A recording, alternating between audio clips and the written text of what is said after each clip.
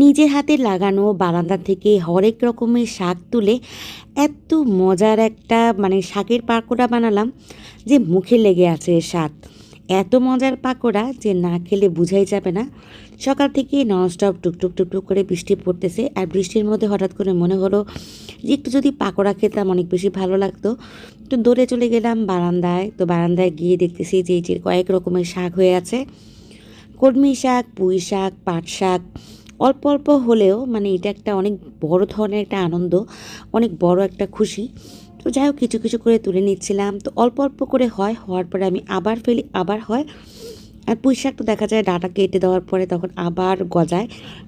কলমি শাকটাও same same, যখন হয় একটু বড় হয়, কেটে দিলে ছেটে দিলে আরও বড় হয়। তো এভাবে হচ্ছে একটু একটু করে নেওয়া হচ্ছে আর একটু একটু করে খাওয়া হচ্ছে। প্রায় সময় দেখা যাচ্ছে নিয়ে নিয়ে রান্না করছি দুপুরের জন্য, একটু মাছ দিয়ে একটু শুটকি দিয়ে, বা আবার দেখা যায় অল্প পরিমাণ হওয়াতে বাবুর জন্য একটু ভাজি করে নিই। তো আজকে বেশি করে একটু তুলে নিয়ে আসলাম। তুলে নিয়ে আসার পরে এই যে আমার বাসার থেকে কিছু মাছ দিয়েছে, তো বাকি মাছগুলো ফ্রিজে ঢুকিয়ে ফেলেছি। আর যেগুলো রান্না করব বা যেগুলো কাটা দরকার, আমার বাসা থেকে মাছ দিলে সবসময় সব মাছ একেবারে কেটে ফেলা হয় না। তো কিছু মাছ আমি রেখে দিই আর কিছু কিছু করে সবসময় কাটা হয়, আবার কিছু ঢুকিয়ে রাখা হয়। তো এখানে সবজি নিয়ে বসে গিয়েছি সবজি কাটার জন্য, দুপুরে রান্নাবান্না করার জন্য।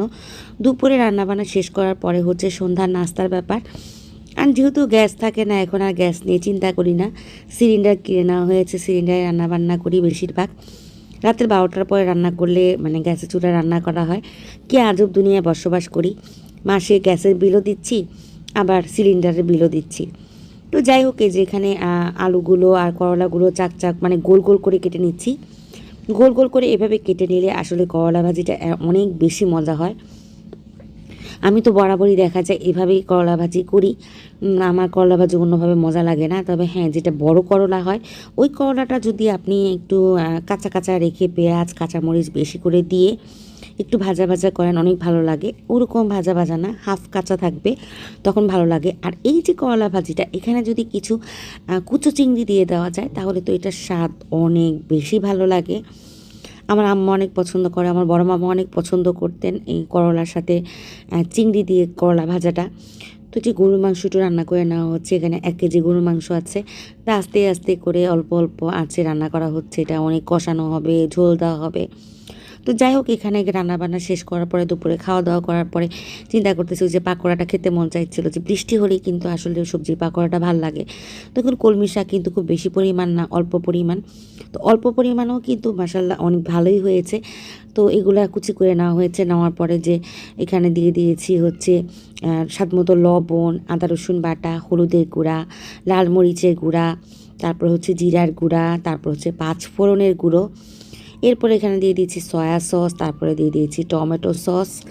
তারপরে মনে করেন যে এগুলোর মধ্যে দিয়ে দিব অনেকগুলা পেঁয়াজ। পেঁয়াজ দিলে না এটা পাকোড়াটার স্বাদ এত বেশি ভালো হয়, এত বেশি মজা হয় যে বলার মতো না। এরপর এটাকে কিন্তু খুব ভালোভাবে কুচলে কুচলে মাখাতে হবে, পানি বের করে ফেলতে হবে। কারণ এটা যদি আপনি না কষলে নেন তখন দেখা যায় পাকোড়া ভাজার পরে ভিতরটা কাঁচা কাঁচা লাগে। কিন্তু আপনি যদি খুব ভালোভাবে কষলে নেন, পুরোটা মশলা আর শাক মিলে এত সুন্দর ফ্লেভার ছড়ায় যে বলার মতো না। এটা খুব ভালোভাবে কষলে নিচ্ছি, মাখাচ্ছি। আমার কাছে কিন্তু ভালোই লাগে। হাতের ব্যথার জন্য দেখা যায় যেরকম কষলানো জিনিসটা আমার জন্য কষ্ট হয়, কিন্তু কষলারে যে একটা মজা পাওয়া যায় সেটাই হচ্ছে মোক্ষম বিষয়।